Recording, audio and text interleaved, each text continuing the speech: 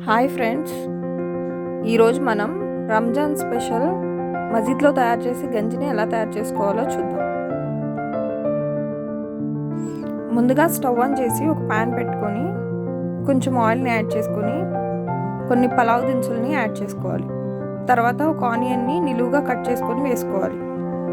2 పచ్చిమిర్చిని కూడా యాడ్ చేసుకోవాలి.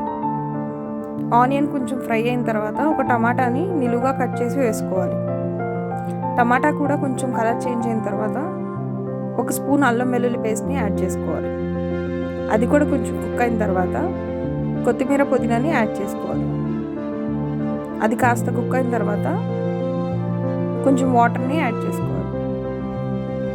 ఇప్పుడు రుచికి సరిపడా ఉప్పుని యాడ్ చేసుకోవాలి. మనం పోసిన నీళ్ళు ఒక పొంగు వచ్చిన తర్వాత 2 గ్లాసుల నీళ్ళకి ఒక చిన్న కప్పుతో బొంబాయి రవ్వని యాడ్ చేసుకోవాలి.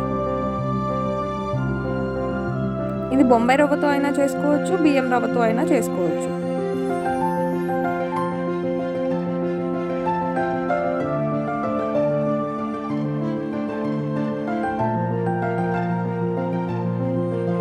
రవ్వని యాడ్ చేసిన తర్వాత ఒక 5 మినిట్స్ స్టవ్ మీద ఉంచి తర్వాత ఆఫ్ చేసుకొని బూందీతో సర్వ్ చేసుకోవడమే.